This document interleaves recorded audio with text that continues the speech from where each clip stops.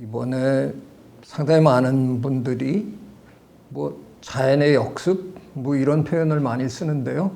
저는 동의 못합니다. 자연이 무슨 기생충의 송강호 씨가 얘기하는 것처럼 무슨 너는 계획이 있구나 하는 것처럼 자연이 무슨 계획을 할 수 있는 존재가 아니잖아요. 그래서 그동안 진짜 인간 정말 마음에 안 들었는데 우리 한번 이번에 역습하자.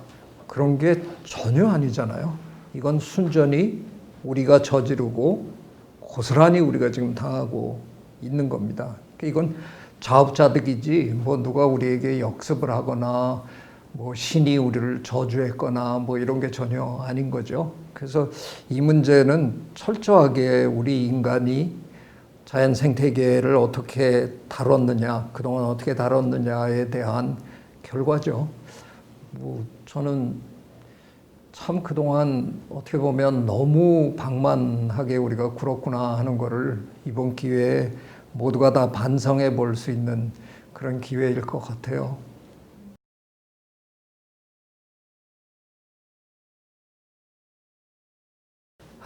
그걸 누가 알겠습니까? 빨리 끝났으면 참 좋겠는데요. 그건 쉽지 않을 것 같아요.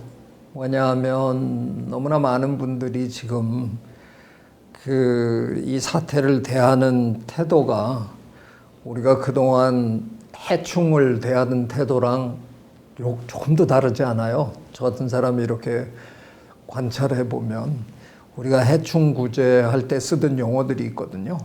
박멸해야 된다. 퇴치해야 된다. 이런 이 사태를 종식시켜야 된다. 이런 용어를 그냥 끊임없이 썼는데 우리가 지금 그래서 해충이 전혀 없는 상황에서 농사를 짓고 있는 거 아니잖아요. 어떤 의미에서는 문제가 더 악화된 거죠. 바이러스를 상대로 한 우리 인간의 역사를 돌이켜 봐도요. 우리가 노력해서 정말 퇴치한, 정말 박멸한 바이러스는 딱 하나입니다. 천연두. 그 외에 우리가 성공한 예가 없어요. 21세기 들어와서 우리 벌써 사르스, 메르스, 에볼라, 지카, 신종플루, 에이즈 다 그대로 있잖아요. 다만 우리가 어느 정도 살 수 있을 정도로 가라앉힌 것뿐이죠. 그러니까 에이즈의 경우에 예를 들면 가장 대표적인 인물이 그 NBA 농구 스타 매직 존슨 그 양반 걸렸는데 그래도 치료제가 참 괜찮은 치료제, 그 양반 체질하고 잘 맞는 치료제를 만나서 지금 그냥 그런 대로 잘 살고 있어요. 결국은 이게 무슨 얘기냐 하면 우리가 그동안 해충이나 이런 병원체를 대하는 우리의 태도가 비유를 하자면 군대 행동이었어요. 군대는 쳐들어가서 박멸하고 초토화시켜야 되는 거잖아요. 근데 사실은 군대 행동을 하는 게 아니라 경찰 행동을 해야 되는 거거든요. 질서 유지를 하면 되는 거예요. 그래서 지금도 어떻게 보면 우리 방역 당국은 마치 한반도에서 마지막 한 톨의 코로나19 바이러스까지 깡그리 박멸하려고 하는 그런 목표를 갖고 있는지는 모르겠는데 그거는 가능하지도 않고요. 그런 목표를 세워놓으면 굉장히 오래 걸릴 것 같아요. 그래서 어느 정도 우리가 다룰 수 있을 정도 수준까지 이렇게 안정화시키고 우리는 우리대로 우리 삶을 또 이어갈 수밖에 없는 거예요. 그냥 간단하게 제가 설명드리면 우리가 툭하면 앓는 감기도 코로나 바이러스가 일으키는 질병이거든요.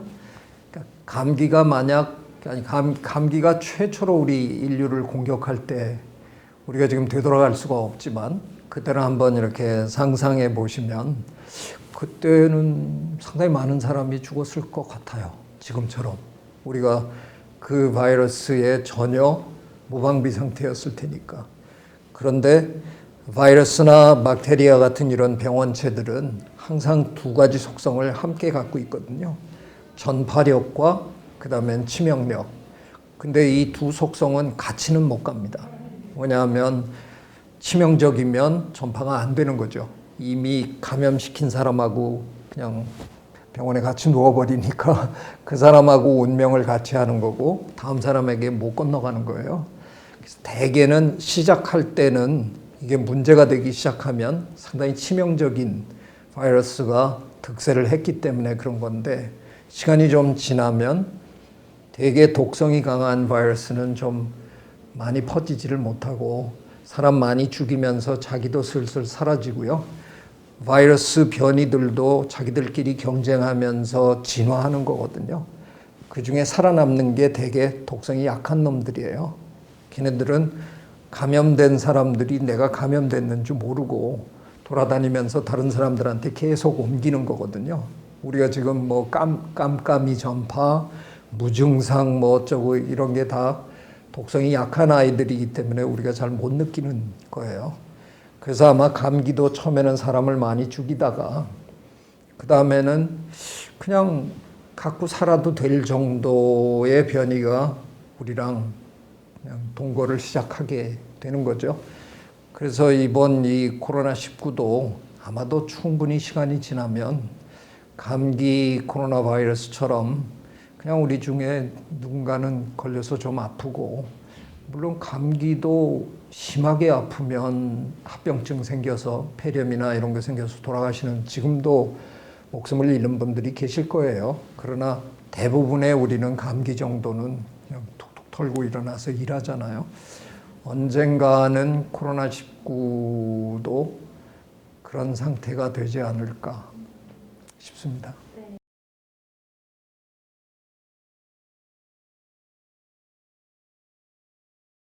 그거에 대해서는 제가 오히려 더 구체적으로 얘기 드릴 수 있는데요.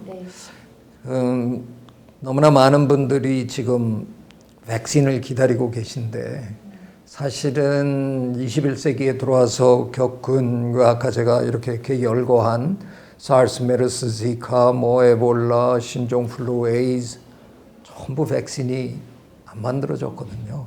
왜냐하면 우리가 노력을 안 한 게 아니라 백신은 그냥 만들기가 어려운 거예요. 만드는 것도 어렵고 만들었다고 해서 그냥 만들었는데 맞으실래요? 그러면 사람들이 예, 저요 그러는 게 아니거든요. 이게 안전해야 되고요. 또 효율도 좋아야 되니까 그 두 개를 확보하는 데 시간이 오래 걸려요. 그러니까 그 백신을 너무 기다리고 있다가는 우리가 낭패를 볼 것 같아서 제가 더 좋은 백신이 있습니다. 그러면서 행동 백신, 생태 백신을 얘기한 거거든요. 행동 백신은 이번에 우리나라 국민이 너무너무 잘하셨어요. 손 씻기 열심히 하시고 마스크 잘 쓰고 거리 두기 성실하게 하고 그걸 그렇게 우리가 행동으로 할 수 있는 방어가 있다는 거죠. 근데 이걸 제가 백신이라고 부르는 이유는 뭐 수칙 이런 말로도 우리가 뭐 방역 수칙 이런 말로도 쓰잖아요. 근데 서양 사람들은 이번에 보니까 뭐 마스크 쓰라 그러니까 뭐 자유주의가 어쩌고 저쩌고 그리고 마스크 안 쓰고 이런 사람들이 많았지만 우리나라 국민은 참 잘 썼잖아요. 백신은 사회 구성원의 적어도 80% 이상이 맞아야 효율이 있는 거거든요. 몇 사람만 맞아봐야 집단 면역이 안 되는 거니까요. 근데 대한민국 국민은 지금 거의 100%다 지금 이 행동 백신을 접종한 상태예요. 그래서 너무너무 고맙고요. 사실은 그거보다 더 좋은 백신은, 더 원천적인 백신은 생태 백신입니다. 우리가 자연을 이런 식으로 훼손하지 않으면, 자연을 존중하면서 살면, 자연은 자연대로 살고 우리는 우리대로 살고 하면 원천적으로 자연에 있는 바이러스가 우리에게 오지 않는 거잖아요. 그거 역시 제가 2020년에 인류 역사의 최초로 얘기한 사람 절대로 아닙니다. 그죠? 자연보호라는 용어로 그동안 참 귀에 못이 박히도록 많이들 들으셨는데 안 따르셨던 것 뿐이에요. 그 말을 제가 생태 백신이라는 표현으로 바꿉니다. 이유는 아까도 말씀드린 대로 백신은 모두가 같이 해야 되거든요. 그래서 저 같은 사람만 자연 보호합시다 이렇게 떠들게 놔두지 마시고요. 78억 세계 인구가 거의 전부가 다 자연을 보호하는 마음을 갖고 그런 행동으로 옮겨가면 그럼 이런 일이, 이 끔찍한 팬데믹이 앞으로 절대로 안 일어나는 거죠. 그게 그렇게 힘든 일입니까? 요즘 제가 이렇게 계속 반문하고 다닙니다. 이제 자연과 우리와의 관계를 재정립할 때가 됐다는 겁니다.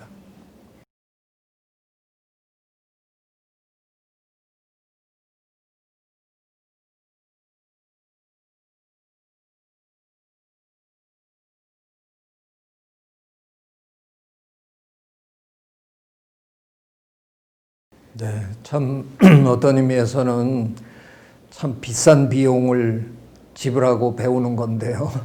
이렇게 많은 사람이 죽고 경제가 이렇게 그냥 바닥을 치고 뭐 이래야 이제 우리가 겨우 배우나 싶을 정도긴 해도 그래도 어떤 의미에서는 되게 희망적이고 고마운 게 지금까지는 뭐 어떤 면으로는 저 같은 사람을 비난하던 분들이 환경이 밥 먹여줍니까? 뭐 그런 거야. 잘 나갈 때 그냥 하는 거지. 지금 먹을 것도 없는데 무슨 환경을 보호하고 난리고 그러냐.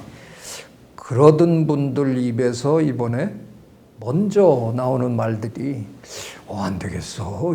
이렇게 하다가는 우리 이거 뭐 번번이 이런 일 당하는 거 아니야. 우리 자연 이제 좀 건드리지 말아야 되지 않을까? 굉장히 고마운 일입니다. 굉장히 많은 분들이 그런 인식을 하는 수준까지 이번 기회에 온 거예요. 뭐 저나 제인 그달 박사님이나 데이비드 애튼버러나 뭐 이런 많은 분들이 그동안 열심히 노력했는데도 그렇게 썩 효과가 없었는데 전 눈에 보이지도 않는 바이러스가 굉장히 많은 분들을 이번에 확실하게 가르치고 있는 그런 느낌이에요. 저는 사실은 호모 심비우스 얘기를 지금 20년이 넘도록 떠들고 있거든요. 1999년이었는데 일본에서 무슨 큰 학회가 열리면서 이틀에 걸쳐서 하는 학회가 모리 요시다 전 일본 총리가 주최한 무슨 학회인데 뭐 주변국 뭐 유럽 이런 데서 각 나라의 대표들을 다 불러가지고 뭐 새로운 밀레니엄을 준비하는 뭐 그런 학회였어요. 1999년이니까 지난 세기 말 또는 지난 밀레니엄이 끝나는 때였잖아요. 그때 거기서 제가 한 얘기인데요. 우리 인류는 그동안 뭐 linguistic turn 하면 언어적 전환, cultural turn 하면 문화적 전환, 뭐 이런 전환들을 겪으면서 살아왔거든요. 근데 지금 이 순간 그때 제가 얘기 드리기를 뭐 여러 가지 다른 전환들을 얘기하는 분들이 많은데 informational turn, 뭐 정보 전환, 뭐 technological turn, 기술 전환, 뭐 그런 게 다 무슨 소용이 있을까요? 21세기에는 어쩌면 그때 제가 정확하게 세 가지를 꼽았는데 기후변화, 생물 다양성의 고갈, 그리고 대유행병 등으로 인해서 우리 인류의 존재 자체가 위협받을 텐데 다른 정보고 뭐 기술이고 그런 거 얘기할 틈이 있겠느냐. 나는 우리에게 남은 유일한 전환은 상태적 전환밖에 없다고 생각한다. 자연과 어떻게 하면 함께 살아갈 수 있느냐를 고민하지 않는 한 그리고 우리를 바꿔가지 않는 한 우리는 아마 살아남기 힘들 거다. 그러면서 그때 제가 자화자찬 호모사피엔스라는 현명한 인간이다 이런 자화자찬 집어 던지고 지구에 사는 다른 생명과 지구를 공유하겠다 하는 의미에서 공생인 호모 심비우스로 거듭나자 뭐 이러고 이제 얘기를 끝냈는데 그날 저녁 그 만찬에서 모리 총리가 건배사를 하면서 생태적 전환을 이루어서 호모 심비우스가 되자 이렇게 하는 거예요. 그래서 아이고 뭐 너무 감동을 받았었는데 하여간 지난 20년 동안 전 줄기차게 이 얘기를 해왔는데 조금 뭐 제가 이렇게 얘기하면 마치 팬데믹을 기다린 사람처럼 느껴질까 봐 너무 송구스럽지만 지금처럼 그 메시지가 의미가 있는 때는 없을 것 같다 하는 생각이 들어요. 이제는 정말 우리가 자연을 대하는 태도, 또 자연을 생각하는 철학, 이게 이제는 정말 바뀔 때가 이제는 된 거다 하는 생각이 듭니다.